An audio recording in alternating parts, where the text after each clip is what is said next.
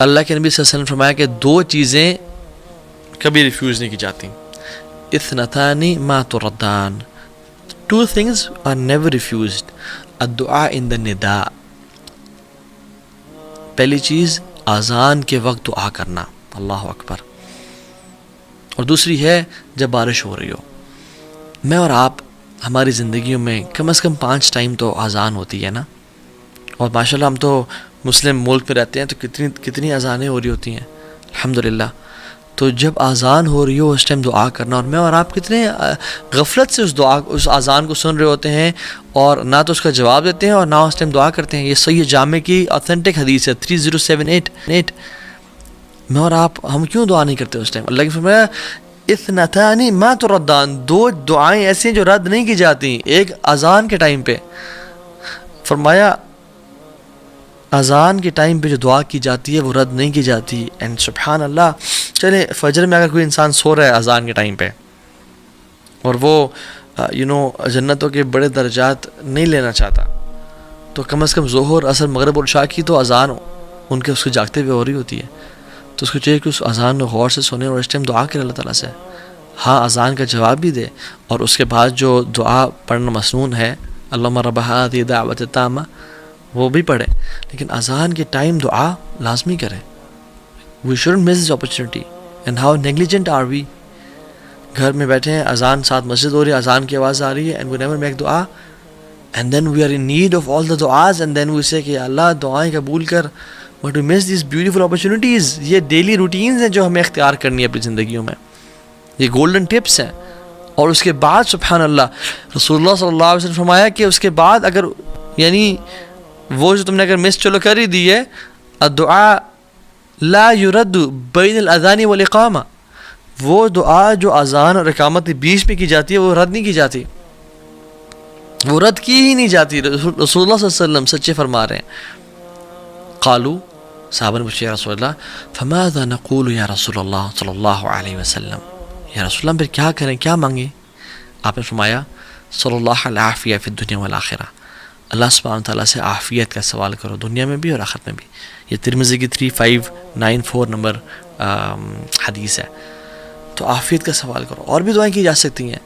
میں اور آپ اذان کے بعد چلنگ کر رہے ہیں، موبائل پہ بیٹھے ہیں، یوز کر رہے ہیں موبائل کو، آرام سے اٹھے، لیٹ وضو کیا اور تکبیر اللہ کو مس کر کے پہنچے نماز میں، لا الہ الا اللہ. جو شخص مسجد میں جاتا ہے اس کو چاہیے کہ مسجد میں جلدی جائے اور دعائیں کرے. جو خاتون گھر میں بیٹھی ہے وہ اذان کے ٹائم پہ بھی اور اذان کے بعد جب تک جماعت نہیں ہو رہی دعائیں کرتی رہے. یہ دعاؤں کی قبولیت اوقات ہیں اور ہم کتنے آسانی سے ان کو ضائع کر دیتے ہیں. And we are missing out on such a big opportunity. لا الہ الا اللہ. So go masjid early. اور سسٹرز کے لیے make dua in the house. اور ایک اور اپرچونٹی اس کے بعد جب ہم نماز شروع کرتے ہیں اللہ اکبر اور ہم جب سجدہ کرتے ہیں تو سجدے میں ہم اپنی سب سے خوبصورت اور اپنی جو ماتھا ہے جو آنریبل چیز ہے جس کو ہم جھکنے نہیں دیتے لوگوں کے سامنے، ہم اللہ کے سامنے زمین پہ لگا دیتے ہیں. اور اللہ تعالیٰ کو یہ چیز بہت پسند ہے. اقرب ما یکون العبد من ربہ وهو ساجد فاکثر الدعاء. سب سے محبوب چیز جو اپنے رب کو ہے وہ کیا ہے؟ یا جب سب سے قریب انسان اپنے رب پہ کب ہوتا ہے؟ جب وہ سجدے کی حالت میں ہوتا ہے.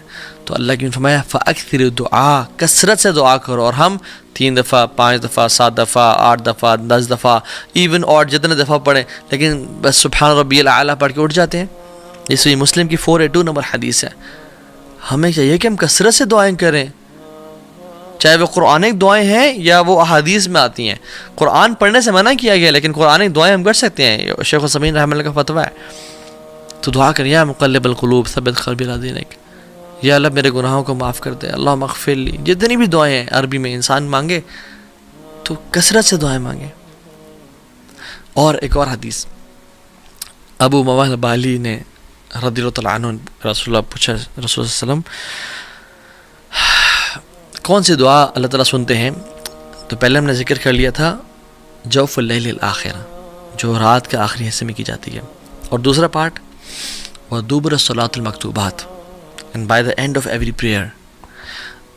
دبر کا لفظ جب بھی آتا ہے تو جب نماز کے بارے میں آیا ہے اور دعا کے بارے میں خاص طور پہ، تو میں پورے اس ڈسکشن کو سمرائز کر رہا ہوں، اور وہ شیخ عثیمین کے فتویٰ سے بتا رہا ہوں کہ جب بھی دبر صلات کا جو ٹرم یوز کی گئی ہے، تو جب دعا کی بات ہو رہی ہے تو وہ نماز میں سلام پھیرنے سے پہلے کی بات ہو رہی ہے، اور جب اذکار کی بات ہو رہی ہے، جیسے اللہ کے نبی صلی اللہ علیہ وسلم نے اپنے ایک صحابی رسول کو معاذ بن جبل کو فرمایا کہ میں تم سے بڑی محبت کرتا ہوں، تو تم فی دبر الصلاۃ یعنی نماز کے آخر میں یہ پڑھا کرو اللہم اعنی علی ذکرک و شکرک و حسن عبادتک۔ اب چونکہ یہ ذکر ہے تو اس سے مراد نماز کے فوراً بعد، اور جب اللہ کے نبی صلی اللہ علیہ وسلم دعا کی بات کریں تو یعنی نماز سے بالکل سلام پھیرنے سے پہلے۔ یہ شیخ عثیمین نے اس پوری ڈسکشن کو سمرائز کیا رحمہ اللہ، کیونکہ قرآن میں بھی آتا ہے نا کہ فَإِذَا قَضَيْتُمُ الصَّلَاةَ فَاذْكُرُوا اللَّهَ، جب تم نماز ختم کر لو تو اللہ کا ذکر کرو، ذکر از آفٹر صلاح، اور بہت سارے اذکار میں دعائیں بھی ہیں ڈیفینیٹلی، ٹھیک ہے۔ سو کہنے کا مطلب یہ ہے کہ دا آئرنی از اینڈ ایک جو عجیب بات ہے وہ یہ ہے کہ ہم جو تشہد میں کا آخری حصہ ہے اس میں ہم بس ایک دعا پڑھ کے سلام پھیر دیتے ہیں۔ We are missing a lot on this opportunity. رسول اللہ صلی اللہ علیہ وسلم نے فرمایا کہ اس وقت میں جو تمہیں دعا پسند آتی ہے تم وہ کرو۔ عام طور پہ ہمارے ٹرینڈ بنا ہوا ہے کہ ہم وہ ایک دعا جو ہے رٹی رٹائی رب اجعلنی مقیم الصلاۃ ومن ذریتی یہ کر سکتے ہیں، لیکن اور بھی تو مانگیں۔ اللہ کے نبی نے فرمایا کہ 4 چیزوں سے پناہ مانگو، قبر کے عذاب سے، موت کے عذاب یعنی زندگی موت کے عذاب سے، جہنم کے عذاب سے، اور دجال کے فتنے سے پناہ مانگو۔ اس طرح کی جتنی دعائیں آپ کر سکتے ہیں کریں، جو دعا چاہتے ہیں آپ سلام پھیرنے سے پہلے کریں۔ اور ہمارے سب کانٹیننٹ میں ایک عجیب سی بات آئرنی یہ ہے کہ سلام پھیرنے سے پہلے ہم دعا نہیں کرتے، اور سلام پھیرنے کے بعد اجتماعی سب لوگ ہاتھ کھڑے کر دیتے ہیں، جو کہ صحابہ کرام کے دور میں نہیں ہوا کرتا تھا۔ اجتماعی دعا ہاتھ کھڑے کر کے کر رہے ہیں، نہیں، وہ دعائیں سلام پھیرنے سے پہلے کیا کرتے تھے، اور سلام پھیرنے کے بعد اذکار جن میں کچھ دعائیں بھی ہیں، اللہم اعنی علی ذکرک و شکرک و حسن عبادتک، اللہ اکبر، استغفر اللہ استغفر اللہ استغفر اللہ، اللہم انت السلام و منک السلام تبارکت یا ذا الجلال والاکرام، اور آیت الکرسی اور باقی اذکار۔ This should be done before سلام، اور دعائیں کریں کثرت سے۔ اور اس کے بعد دیکھیں، اگر میں آپ سے سوال پوچھوں کہ نماز کے بعد، نماز کے سلام پھیرنے کے فوراً بعد دعا کرنا افضل ہے، قرآن پڑھنا افضل ہے، یا اذکار کرنا افضل ہے، تو شاید آپ اسے کہیں ہاں قرآن پڑھنا افضل ہے شاید، تو صحیح آنسر یہ ہے کہ اذکار کرنا سب سے زیادہ افضل ہے۔ کیوں؟ کیونکہ سنت سے ثابت ہوتے ہیں نماز کے بعد اذکار کرنا، اور جب اپنے اذکار کر لیے اس کے بعد بے شک آپ دعا کریں یا قرآن کی تلاوت کریں یا جو مرضی کرنے کریں۔ سو جو چیز سنت سے ثابت ہے وہ سب سے بہترین اور افضل ہے، تو ہمیں یہی چاہیے کہ ہم یہ کام کریں۔ ایک اور مارننگ ہیبٹ جو کہ ہمیں کرنی چاہیے، اور جو اپرچونٹی ہے اللہ تعالیٰ کی ذمت میں، اللہ تعالیٰ کی پروٹیکشن میں آنے کی، وہ یہ کہ نماز فجر بعد جماعت سے پڑھنا۔ رسول اللہ صلی اللہ علیہ وسلم نے فرمایا کہ من صلی الصبح، کہ جس نے صبح کی فجر کی نماز پڑھی جماعت کے ساتھ، یعنی فہو فی ذمت اللہ، وہ اللہ کی ذمہ ہے، اللہ کی پروٹیکشن میں ہے۔ فلا یطلبنکم اللہ فی ذمتہ بشیء فیدرکہ، اور کہا کہ اللہ تعالیٰ جس چیز کی ضمانت لے لیتے ہیں نا، اس کو جو تنگ کرے یا اس کو جو نقصان پہنچائے تو اللہ تعالیٰ اس کو تلاش کریں گے، یعنی مینس کہ اس کو برباد کر دیں گے۔ فیکبہ فی نار جہنم، اور پھر اس کو جہنم کی آگ میں ڈال دیں گے۔